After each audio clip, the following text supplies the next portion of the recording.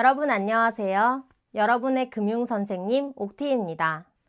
이번 영상에서는 기업의 돈벌이 비밀, 손익계산서로 알아보자 라는 제목으로 손익계산서, 그리고 그 안의 수익과 비용에 대해서 이야기해 보도록 하겠습니다. 여러분은 부자가 되고 싶으신가요? 그렇다면 어떻게 부자가 될 수 있을까요? 돈을 많이 벌기만 하면 부자가 될 수 있는 걸까요? 여기 두 레스토랑이 있습니다. 한 레스토랑은 매출이 큰 고급 레스토랑이고요. 한 곳은 이익이 큰 동네 식당입니다.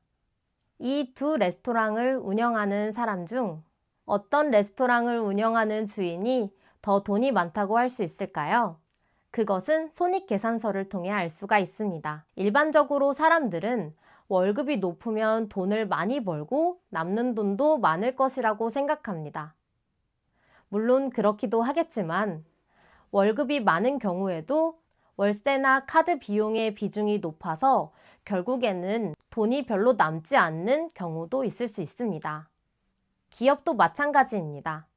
아무리 매출액이 높은 기업이라고 할지라도 손익계산서를 통해 돈을 얼마나 잘 관리하는지, 혹시 매출 대비 비용이 높진 않은지 확인할 수가 있습니다. 그렇다면 손익계산서가 무엇일까요? 손익계산서는 일정 기간 동안의 기업의 수익과 비용을 기록한 문서로 기업의 수익성과 효율성을 나타내는 것을 말합니다. 손익계산서는 수익과 비용으로 구분할 수가 있는데요. 여기에서 수익은 기업이 상품 매출, 서비스의 제공으로 벌어들인 매출액으로 확인할 수가 있습니다. 그리고 비용은 기업이 제품을 제작할 때, 부족한 인원을 고용할 때, 그리고 기타 운영을 할 때 사용하는 비용이 있습니다. 여기에서 재미있는 개념이 등장하는데요.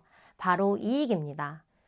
이익은 수익, 즉 매출에서 비용을 뺀 나머지 금액입니다. 비용을 제외한 순수익을 말하는 것이죠.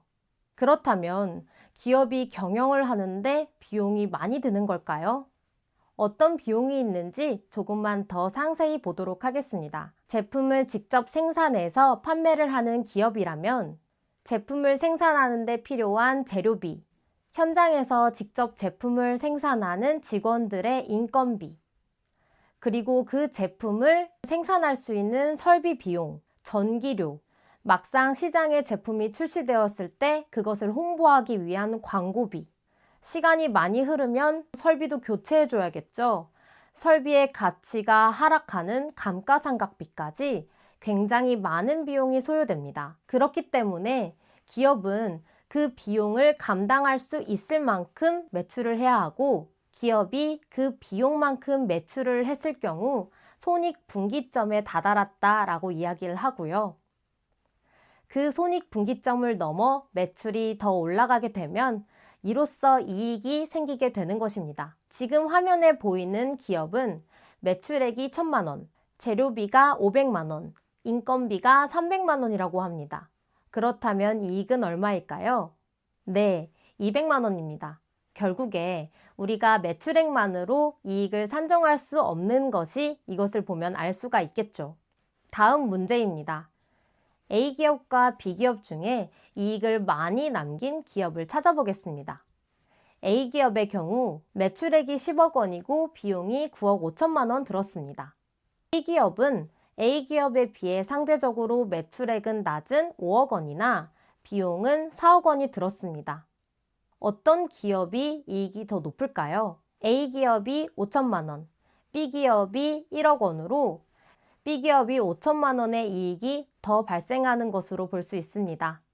매출액이 높은 고급 레스토랑보다 작은 동네 식당이 이익을 더 창출할 수도 있다는 그 가능성을 여기에서 볼 수가 있겠죠. 손익계산서 역시 다양한 웹사이트에서 찾아볼 수 있습니다. 이 그래프는 구글 금융에서 찾아본 삼성전자의 손익계산서입니다. 흥미롭지 않은가요? 손익계산서가 중요한 이유는 수익성을 평가할 수 있고 다양한 이해관계자의 의사결정에 도움이 되며 신뢰를 확보할 수 있는 수단이기 때문입니다. 여기에서 수익성이라는 것은 기업이 돈을 얼마나 잘 벌고 있는지를 말합니다. 그리고 의사결정에 도움이 되는 것 중 하나의 예시를 들자면 손익계산서를 기반으로 경영진이 의사결정을 하는 과정을 생각해 볼 수 있습니다. 여러 제품의 매출 현황을 확인하고 어떤 제품 라인에서 비용을 절감할 수 있고 또 투자를 많이 해야 되는지 판단할 수가 있을 것입니다. 또한 신뢰 확보 측면은 투자자와 채권자의 입장에서 생각해 볼 수 있습니다. 우리와 같은 투자자는 기업의 일정 기간 동안의 수익과 비용을 보고 경영 성과를 판단하여 투자 결정을 할 수가 있겠고요. 또 채권자나 혹은 은행 같은 경우에는 기업의 손익계산서를 확인하고 돈을 빌려줄지를 결정할 수도 있을 것입니다. 손익계산서를 잘 활용한 사례를 소개하겠습니다. 우선 스타벅스입니다. 여러분이 스타벅스에 방문하시면 주로 커피나 음료를 주문하시겠지만 주변을 둘러보면 여러 가지 굿즈가 있는 것을 확인할 수 있을 것입니다. 이처럼 스타벅스는 단순히 커피만 팔아서 수익을 얻지 않습니다. 스타벅스의 손익계산서를 살펴보면 커피 외에도 머그잔, 텀블러, 간식 판매 등 다양한 수익 항목을 볼 수가 있습니다. 다양한 매출원을 만들어서 수익과 비용의 차액인 이익을 극대화시키는 거죠. 다음은 테슬라의 사례입니다. 테슬라는 신기술 개발에 막대한 비용을 소요하고 있습니다. 손익계산서에서 테슬라의 초기 비용을 보면 연구 개발 비용으로 인해서 굉장히 비용이 크게 소요된다는 것을 확인할 수 있습니다. 그러나 지금은 그 연구 개발의 결과로 전기차 시장에서 선두주자의 역할을 하고 있죠. 테슬라의 사례를 보면 비용이 늘어나더라도 미래를 위한 투자라면 수익으로 돌아올 수 있다는 것을 알 수 있게 합니다. 저는 여러분들이 학업이나 여러분의 취미를 위해서 투자하는 것이 결국에는 큰 수익이 되어 돌아올 것이라는 것을 믿어 의심치 않습니다.